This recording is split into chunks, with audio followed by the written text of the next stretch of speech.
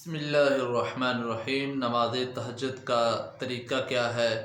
اور اس کی کل رکعتیں کتنی ہیں، اور نماز جو ہی پڑھیں گے تو ان کے اندر قرات کس طریقے سے کی جائے گی، نماز تہجد کا بہترین وقت کیا ہے اور کس وقت سے لے کر آپ کس وقت تک جو ہے نماز تہجد کے نوافل پڑھ سکتے ہیں اور نوافل کی تعداد کتنی ہے، یہ ساری چیزیں انشاءاللہ ہم ویڈیو کے اندر جانیں گے۔ تو لاسٹ تک آپ نے ضرور دیکھنی ہے تاکہ آپ کا کنسیپٹ جو ہے یہ بالکل واضح اور کلیئر ہو جائے۔ دیکھیں، فرض نماز کے بعد جو فضیلت آئی ہے سب سے زیادہ وہ نوافل کی ہے۔ پھر نوافل کے اندر تہجد کی نماز جسے قیام اللیل کہا جاتا ہے، یا اسے سحری کی نماز بھی کہا جاتا ہے، یا اسے نماز تہجد بھی کہا جاتا ہے، اس کی بہت زیادہ احادیث مبارکہ کے اندر فضیلت ہے۔ جیسے آپ علیہ السلام نے ارشاد فرمایا، افضل الصلاۃ بعد الفریضۃ صلاۃ اللیل۔ مسلم کی یہ روایت ہے کہ فرض نماز کے بعد جو رات کی نماز ہے، رات کے نوافل ہیں، اس کی بہت زیادہ فضیلت ہے۔ ایک اور روایت کے اندر آتا ہے وصلاۃ الرجل من جوف اللیل، کہ آدھی رات کا یا درمیانی رات کا جو قیام ہے، رات کی نماز جو ہے وہ انسان کے لیے، آدمی کے لیے، مردوں کے لیے بہت زیادہ فضیلت رکھتی ہے، اور جسے آدھی رات کی نماز کہا گیا ہے اس سے مراد نماز تہجد ہے۔ اگر یہ بات کی جائے کہ نماز تہجد کا وقت کون سا ہے، تو عشاء کی نماز کے بعد سے لے کر کے آپ فجر کی اذان سے پہلے جو ہے جتنا بھی آپ کو وقت میسر ہو، آپ اس کے اندر جو ہے یہ نماز ادا کر سکتے ہیں۔ جسے ارشاد آتا ہے من صلاۃ العشاء الی الفجر، کہ صلاۃ العشاء کے بعد فجر تک اس کا جو ہے یہ وقت موجود ہے۔ اسی طریقے کے ساتھ بخاری کے اندر کچھ الفاظ ہیں کہ حضرت داؤد علیہ السلام جو ہے ان کے بارے میں بھی آتا ہے، حب الصلاۃ الی اللہ صلاۃ داؤد علیہ السلام وکان ینام نصف اللیل ویقوم ثلثہ وینام سدسہ، کہ حضرت داؤد علیہ السلام جو تھے، اللہ تعالیٰ کو داؤد کی نماز سب سے زیادہ پسند ہے، وہ نصف رات تک آرام کرتے تھے، پھر ایک تہائی رات تک تہجد پڑھتے، اور جب رات کا آخری پہر یعنی چھٹا حصہ رہ جاتا تو پھر وہ آرام کرتے یعنی سو جایا کرتے تھے۔ تو نماز تہجد کے لیے اما عائشہ صدیقہ سے اور بھی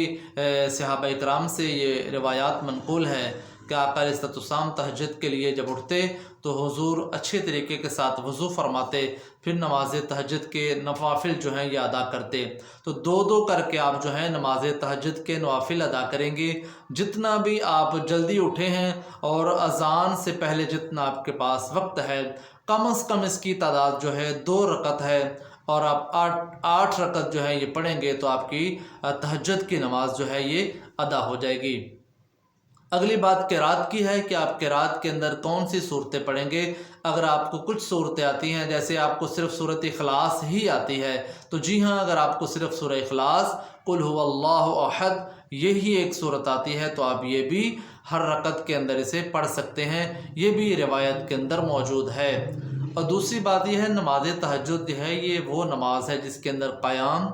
جس کے اندر رکوع سجود جو ہے اور قرات جو ہے بڑے اطمینان کے ساتھ کی جاتی ہے۔ یہ تو اللہ تعالیٰ سے سرگوشی کرنے کا وقت ہے، نہ کہ عجلت کی نماز اسے کہا گیا ہے، بلکہ بڑے بہترین وقت کے اندر اللہ نے آپ کو اٹھایا ہے، توفیق سعادت دی ہے، تو آپ اچھے طریقے کے ساتھ جو ہے اطمینان کے ساتھ لمبا سا رکوع کریں گے، لمبا سا سجدہ ہوگا اور لمبی سی آپ کی قرات ہوگی۔ اگر اس سے بھی سادے الفاظ میں بیان کیا جائے تو آپ یوں کہیں، جب آپ قیام کر کے قرات کر کے تھک جائیں تو پھر آپ رکوع کے اندر چلے جائیں۔ آپ جب رکوع کے اندر اللہ کی تسبیحات بیان کر کے تھک جائیں تو پھر آپ سجدے کے اندر چلے جائیں۔ جب سجدہ کر کے آپ اللہ تعالیٰ کی تسبیحات بیان کر کے تھک جائیں تو پھر آپ جو ہے دوسری رکعت کے لیے کھڑے ہو جائیں۔ تو اسی طریقے کے ساتھ جو ہے یہ نماز تہجد کو ادا کیا جائے گا۔ جو ہی آپ نماز تہجد کو ادا کر لیں تو وہ سحری کا وقت جو ہے وہ بہترین وقت ہے۔ روایات میں آتا ہے، آقا علیہ السلام نے ارشاد فرمایا کہ اللہ تعالیٰ قرب آسمان کے بالکل قریب آتے ہیں، دنیا کے بالکل قریب آ کے ندا دیتے ہیں، آواز دیتے ہیں، کون ہے مجھ سے کچھ مانگنے والا؟ وہ جو چاہے، جس طرح کی اس کی چاہت ہے، وہ جو چاہے گا مانگے گا، اللہ تعالیٰ اسے عطا فرما دے گا۔ تو نماز تہجد کے بعد جو ہے آپ احسن طریقے کے ساتھ اللہ کی بارگاہ میں